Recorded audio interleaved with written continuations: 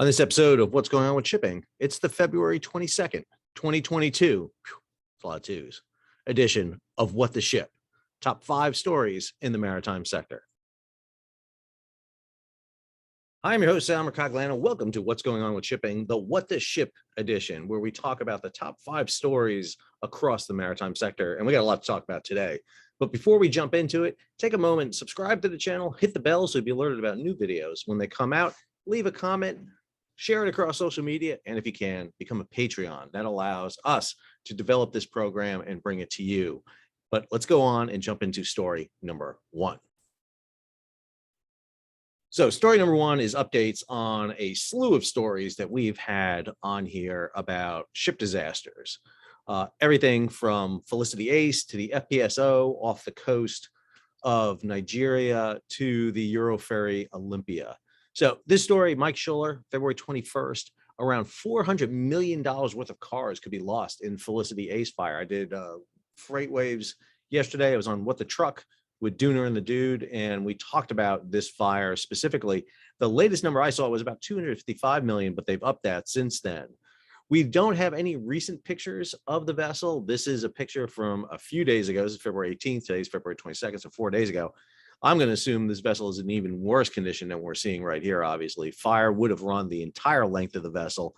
I would assume that blackened damage would be all the way up and down the vessel.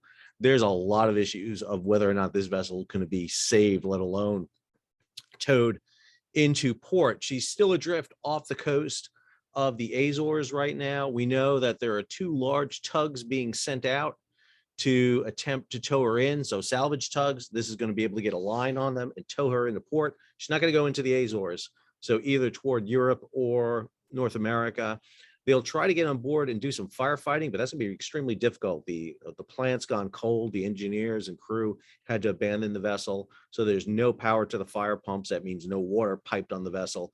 They would either have to get the engines back up in line, provide water from a salvage tug, which would be really difficult to do in the middle of the Atlantic, or rig some sort of temporary systems, but that is extremely difficult to do also. So it's not exactly clear what kind of firefighting would actually be done on here. The ship itself, again, has been across all the news media. We've seen multiple stories on her. I think the biggest thing is the 4,000 cars on board, Audis, Porsches, Lamborghinis.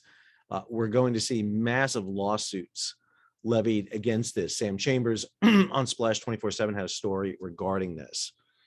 The other story, obviously, we see here is the story of the Euroferry Olympia. Now, the difference between Euroferry Olympia and Felicity Ace, got a whole video that talks about this. This is a ferry, meaning she's loading on board vehicles driven on by civilians, but basically passengers. So their vehicles could be fully fueled, fully loaded with gear. No one's sure about the vehicles themselves. There's not a huge inspection that is done. The vehicles are secured on board, lashed down, but obviously something ignited down in the vehicle deck. That's the report we had. This story has 10 still missing from it. They just rescued someone from the vehicle deck who'd been on board for the fire for 2 days, so they've been able to get him off. I think Maritime Executive has that story right here of a survivor escape burning ferry after 2 days in a vehicle hold. Man, just an amazing story. And then firefighters this is the one from Splash 24/7. This is a story I was talking about earlier. But one of the things we see here is she is now pulled alongside, so they are able to get alongside of her, get her on the berth, and do firefighting from the shore, which is, it makes it much easier than trying to do this afloat. Last story here deals with the FPSO, the Trinity Spirit that we talked about, this floating production, storage, and offloading vessel. One of the things that this story does from Bloomberg, and look at the fact that there are numerous vessels like this. There are over 30 of them that were built before 1977. So these vessels are old. They fall in a weird category that they're no longer sailing vessels, so they're not technically ships anymore, but now they become these platforms. And unfortunately, these platforms are allowed to deteriorate because they're not inside, they're not traveling to other ports where port state control are going on board and ensuring that the vessels are meeting minimum standards. There are much larger FPSOs out there, much more elaborate built, but these are some of the most high-tech, expensive vessels in the world. It's easier to convert an older platform into it. And unfortunately, what we see here is accidents. So if you want, we have videos on each of these three vessels. You can go back and look on the Trinity, Spirit, on Felicity Ace, and then a video that talks about Felicity Ace and Euroferry Olympia, and why car carriers are having so many fires. That is story number one. Story number two deals with the supply chain, and on FreightWaves, What the Truck yesterday, Lorianne LaRocco preceded me on the show, and she talked about this story right here. She did on American Shipper.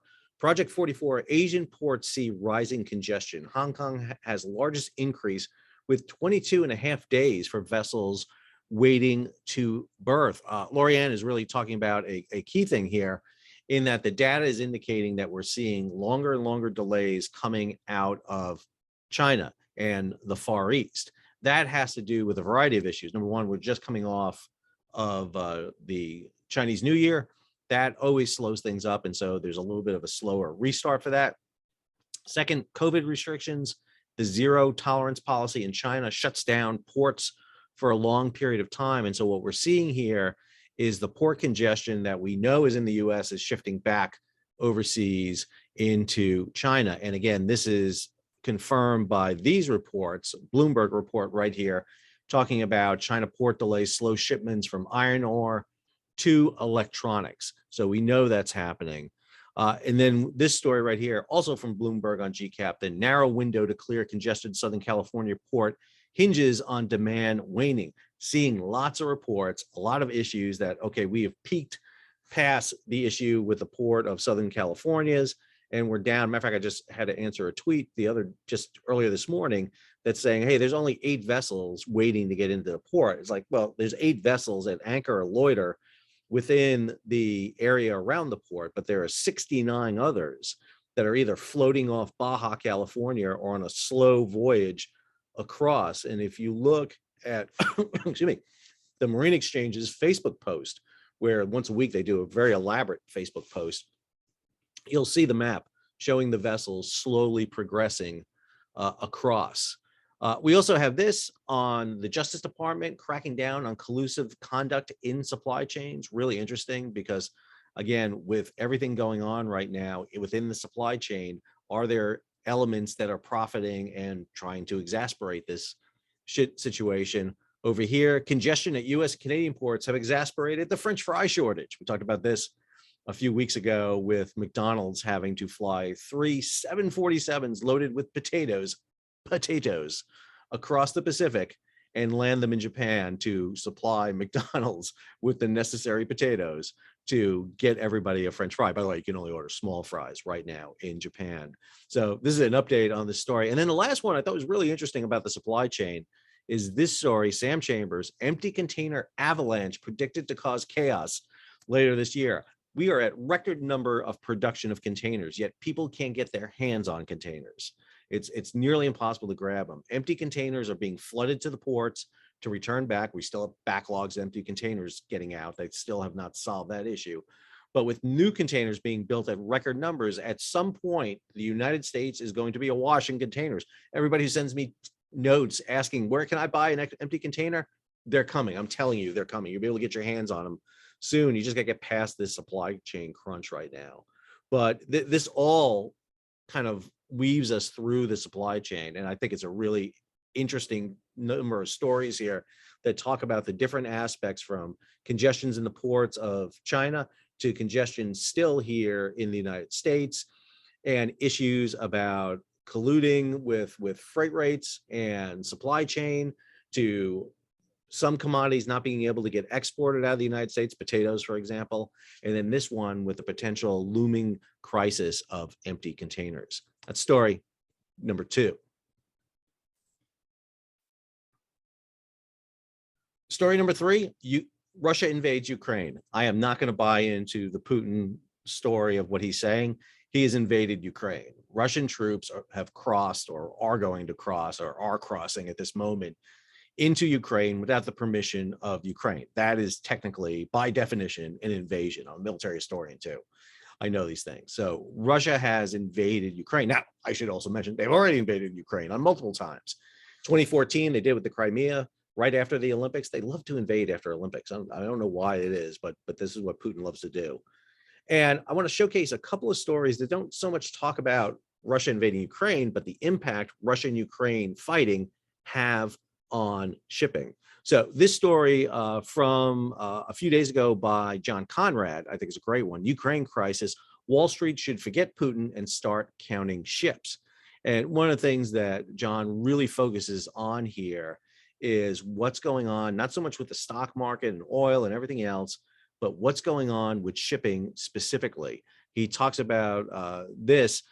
He goes on here. Yesterday morning, Russian Foreign Minister Lavrov said that his country is open to talks, and the stock market responded by rallying hundreds of points. Then the market fell slowly throughout the day and evening. This morning, stock futures were down until Putin said he would start withdrawing troops. The market responded by opening up 400 points. Question is, what does the market do today, and how does it react to this, especially the oil and futures market? Because if sanctions go into place and Russia, which is a huge energy exporter, it's some people call it the gas station of Europe, if it is shut down, what does that mean going forward? And John's story is great. There's also a series of stories down here that you can attach to and take a look at. This story from last month, actually, and I know I usually talk about the most recent stories, but I want to go back to this story because I think it's a great one. Greg Miller talks about how Russian invasion of Ukraine could impact ocean shipping. He goes into great detail here, talking about the rising fuel costs, the impact on product tankers. Product tankers are the ones that carry gasoline and refined fuels, crude tankers, and then liquefied natural gas. And we have more on that. I posted this story to GCAP and also the last month, building on Greg's story, but looking at it more from a military implication. What if the U.S. responds militarily to a Ukraine-Russia crisis? And then we have this one here about exercises and the fact that the Russian Navy is in full force in the Mediterranean and the Eastern Mediterranean and the Black Sea, including major naval forces, not the least of which are the three largest cruisers, except for the nuclear battle cruiser Russian Navy has, the three Slava-class cruisers, which have taken up position in that region so that they could basically triangulate on any American aircraft carrier, specifically the Truman, which is, the Stennis, which is in the Eastern Mediterranean right now, should something happen in that region. They've also deployed Kilo-class submarines, and they've moved elements of their Baltic fleet into the Black Sea. So a lot of naval movements have taken place recently in this region, and it's going to be interesting to see how it goes. This story also, Qatar says almost impossible to quickly replace Russian LNG supplies to Europe. So the Qatar, which operates Qatar Shipping Company, which is the largest LNG operator in the world, is making this statement that basically that it's almost impossible to quickly replace Russian LNG, which is being supplied to Europe. So while the Qataris are saying they're not sure they'll be able to keep supply, should note that Europe remains the top destination for US LNG for the third month, to the point that Europe is completely awash in American LNG. Matter of fact, storage facilities are brimming with it, and there's an issue about whether or not you can offload more LNG into Europe unless consumption increases. Again, this was all done to hedge against the shutdown of LNG coming from Russia into that region. On the flip side, in the United States, this story hits. U.S. tanker ports seek alternatives to Russian oil. Yes, we use Russian oil. Some U.S. producers of gasoline that have relied on imports of Russian oil are looking for alternative supplies amid heightened tensions in Eastern Europe. You're going to ask a question right now, and I know you're asking it right now.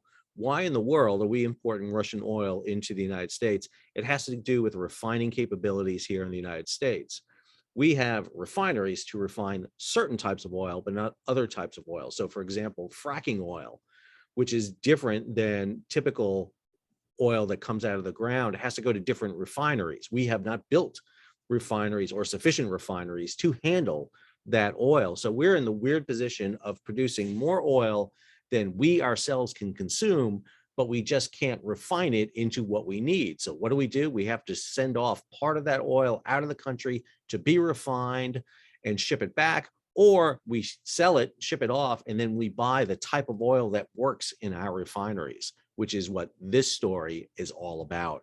And if that doesn't get you mad, I don't know what will, because this is just stupid. Lastly here, soaring diesel and gasoline prices are bleeding into shipping. We're going to see this because as fuel costs increase, as you know from the pump right now, buying gas for your car, well, imagine having to fuel up your tankers, container ships, LNGs, bulkers, you name it. It's getting more expensive, and no worries. The shipping companies don't really care because they pass that cost on to you. That was story number 3. Story number 4 comes from UNCTAD, the UN Conference on Trade and Development. Now, let me be clear. I'm a huge fan of UNCTAD, maybe not of the United Nations, but of this entity I am. And UNCTAD is the organization that publishes every year the review of maritime transport, which I think is the Bible of what's going on in ocean shipping around the world. They have just released a report that said basically that we're seeing a slowdown in the growth. Specifically, it is this report right here, the Global Trade Report.